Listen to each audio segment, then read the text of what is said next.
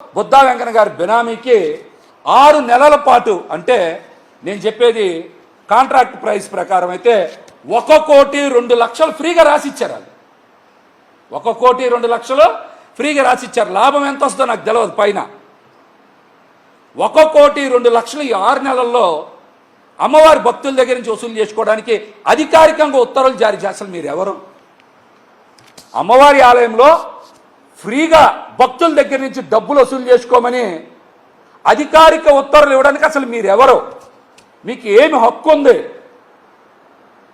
మీకు ఏం హక్కు ఉంది? ప్రభుత్వం మారంగానే దోపిడీ మొదలు పెట్టేశారు కదా మీరు. ఇక డేట్లు కూడా చెప్పే కదా, 18/6/2024 ఎండోమెంట్ కమిషనర్ గారు రిలీజ్ చేసిన ఆర్డర్ 9/9/2024. పోనీ టెండర్ నిబంధనలన్నీ చదవమంటారా?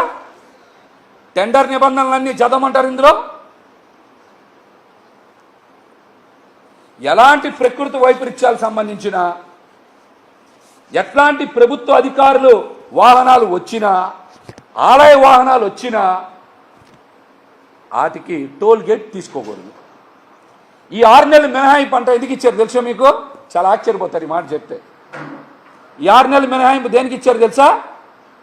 ఒకసారి అంట చీఫ్ జస్టిస్ గారు వచ్చారంట దర్శనానికి, హైకోర్టు చీఫ్ జస్టిస్ గారు వచ్చారంట, అందువలన కాంట్రాక్టర్ క్లాస్ వచ్చిందంట.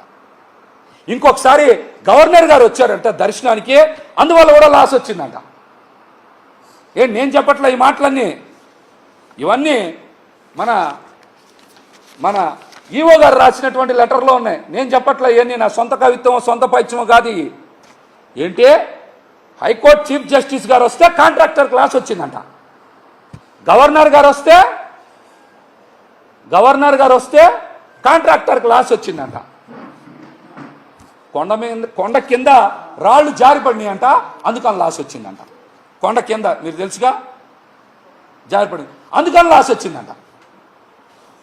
ఇదేంటి అంటే అధికారం మీ చేతిలో ఉంటే మీ ఇష్టానుసారం రాసేస్తారా? మీ ఇష్టానుసారం మార్చేస్తారా? జగన్మోహన్ రెడ్డి గారు ముఖ్యమంత్రిగా ఉన్నప్పుడే చెప్పారు ఎన్నికల ప్రచారంలో, కూటమి ప్రభుత్వం వస్తే దోచుకో, దాచుకో, తినుకో అని చెప్పారు. ఎవరన్నా విన్నారా ఆ మాట? జగన్మోహన్ రెడ్డి గారు ఎన్నికల ప్రచారంలో పదే చెప్పారు, కూటమికి ఎక్కడైనా పొరపాటున ఓటేశారనుకో ఈ రాష్ట్రాన్ని దోచేస్తారు వాళ్ళ విధానమే దోచుకో, పంచుకో, తినుకో, ఇదే పాలసీ ఉంటుందని చెప్పారు. విన్నారా ఎవరన్నా? ఇవాళ అమ్మవారి ఆలయంలో కొట్టేసిన డబ్బులు, కొట్టేసిన డబ్బులు ఎక్కడైనా సరే, ఏ ఆలయంలో అయినా సరే, ఎక్కడైనా ఉచితంగా భక్తుల దగ్గర నుంచి డబ్బులు వసూలు చేసుకోండి, దోచేసుకోండి అని అధికారికంగా ఏ ప్రభుత్వమైనా గతంలో ఉత్తర్వులు ఇచ్చిందా? ఏ ప్రభుత్వమైనా? ఒక టీడీపీ జనసేన కూటమి ప్రభుత్వం తప్పించి ఎవరైనా సరే ఇలాంటి ఉత్తర్వులు ఇచ్చారా?